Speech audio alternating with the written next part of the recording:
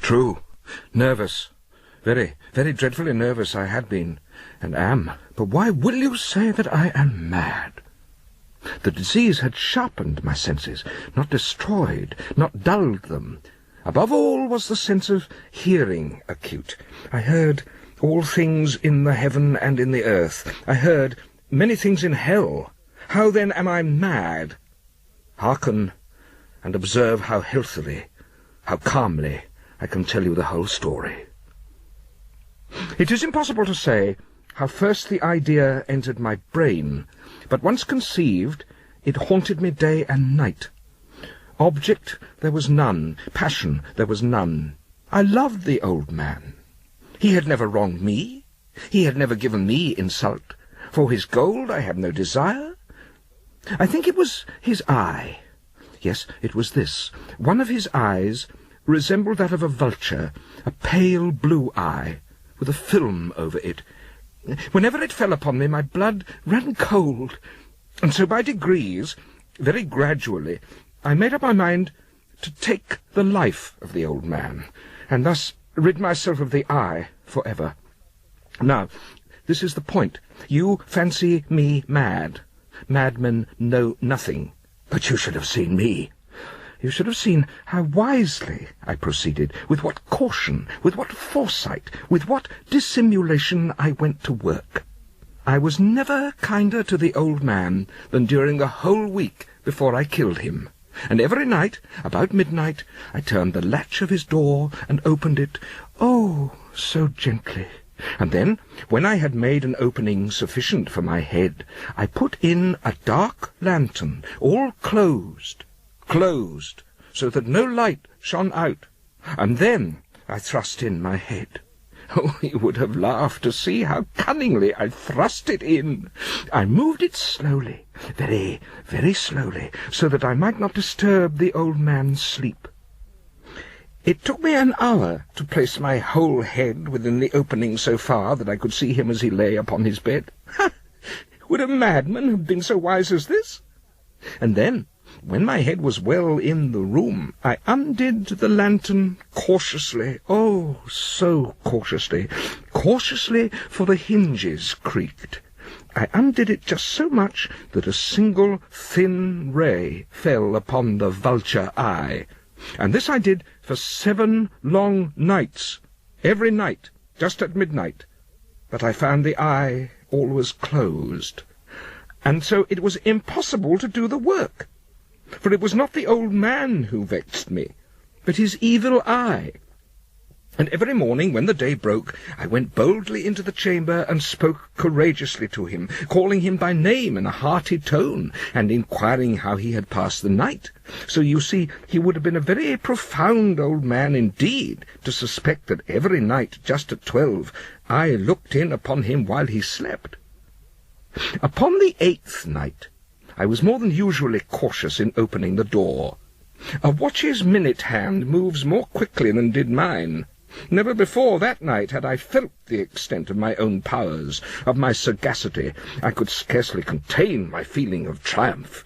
To think that there I was, opening the door little by little, and he not even to dream of my secret deeds or thoughts. I fairly chuckled at the idea, and perhaps he heard me, for he moved on the bed suddenly, as if startled. Now, you may think that I drew back, but no.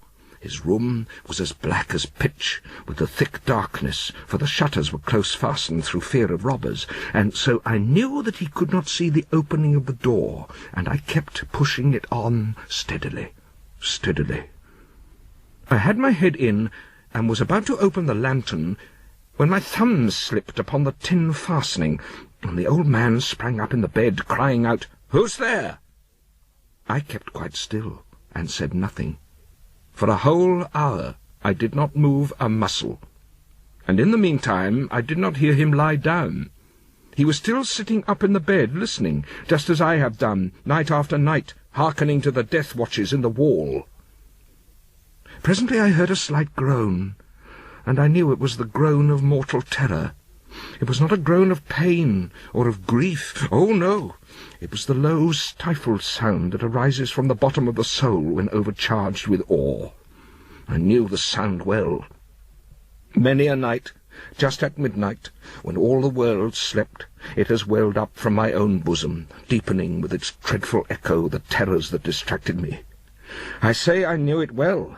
I knew what the old man felt, and pitied him, although I chuckled at heart. I knew that he had been lying awake ever since the first slight noise when he had turned in the bed. His fears had been ever since growing upon him. He had been trying to fancy them causeless, but could not. He had been saying to himself, "It is nothing but the wind in the chimney. It is only a mouse crossing the floor," or "It is merely a cricket which has made a single chirp." Yes, he has been trying to comfort himself with these suppositions, but he had found all in vain. All in vain, because death, in approaching him, had stalked with his black shadow before him and enveloped the victim, and it was the mournful influence of the unperceived shadow that caused him to feel, although he neither saw nor heard, to feel the presence of my head within the room. When I had waited a long time, very patiently, without hearing him lie down, I resolved to open a very, very little crevice in the lantern. So I opened it. A single dim ray, like the thread of the spider, shot from out the crevice, and full upon the vulture eye. It was open, wide open, and I grew furious as I gazed upon it. I saw it with perfect distinctness, all a dull blue, with a hideous veil over it that chilled the very marrow in my bones. But I could see nothing else of the old man's face or person, for I had directed the ray as if by instinct precisely upon the damned spot. Now, I say, there came to my ears a low, dull, quick sound, such as a watch makes when enveloped in cotton. I knew that sound well, too. It was the beating of the old man's heart. It increased my fury, as the beating of a drum stimulates the soldier into courage. But even yet I refrained and kept still. I scarcely breathed.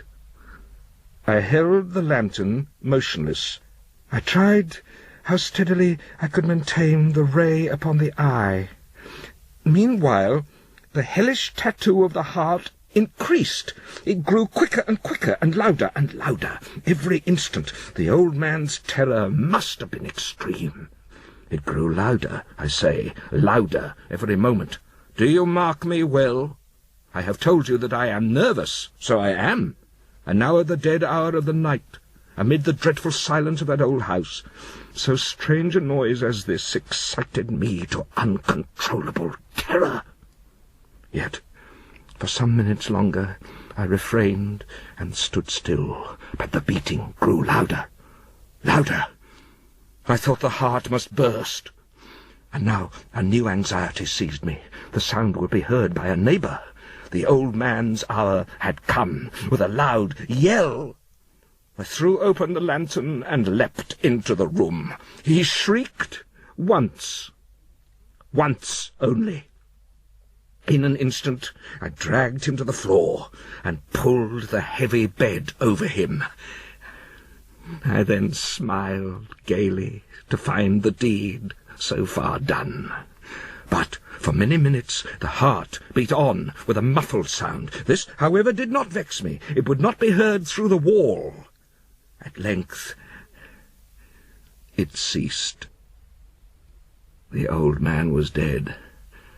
I removed the bed and examined the corpse. Yes, he was stone dead. His eye would trouble me no more.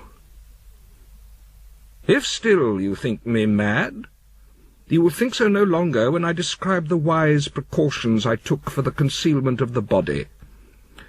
First of all, I dismembered the corpse. I cut off the head and the arms and the legs. I then took up 3 planks from the flooring of the chamber and deposited all between the scantlings. I then replaced the boards so cleverly, so cunningly, that no human eye, not even his, could have detected anything wrong. There was nothing to wash out, no stain of any kind, no blood spot whatever. I had been too wary for that. A tub had caught all. When I had made an end of these labours, it was 4 o'clock, still dark as midnight. As the bell sounded the hour, there came a knocking at the street door. I went down to open it with a light heart, for what had I now to fear? There entered 3 men who introduced themselves with perfect suavity as officers of the police. A shriek had been heard by a neighbour during the night. Suspicion of foul play had been aroused. Information had been lodged at the police office, and they, the officers, had been deputed to search the premises.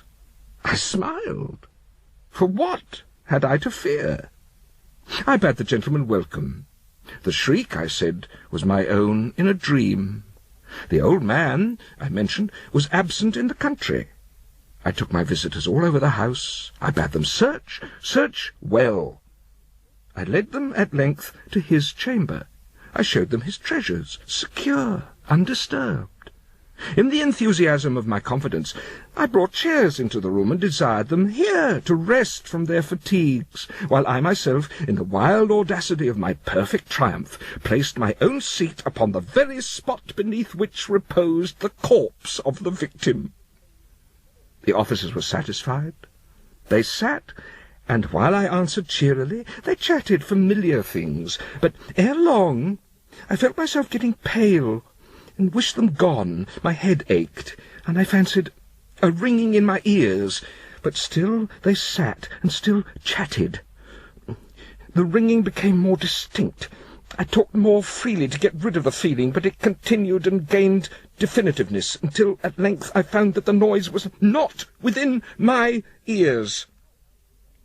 No doubt I now grew very pale, but I talked more fluently and with a heightened voice, yet the sound increased, and what could I do? It was a low, dull, quick sound, much such a sound as a watch makes when enveloped in cotton. I gasped for breath, and yet the officers heard it not. I talked more quickly, more vehemently, but the noise steadily increased. I arose and argued about trifles, in a high key and with violent gesticulations, but the noise steadily increased. Why would they not be gone? I paced the floor to and fro with heavy strides, as if excited to fury by the observation of the men, but the noise steadily increased. Oh, God! What could I do? I swung the chair upon which I had been sitting and grated it upon the boards, but the noise arose over all and continually increased. It grew louder, louder, louder, and still the men chatted pleasantly and smiled. Was it possible they heard not? Almighty God! No, no. They heard. They suspected. They knew. I could bear those hypocritical smiles no longer. I felt that I must scream or die. And now again, hark, louder, louder, louder, louder. Villains! I shrieked. Dissemble no more. I admit the deed. Tear up the planks. Here, here. It is the beating of his hideous heart.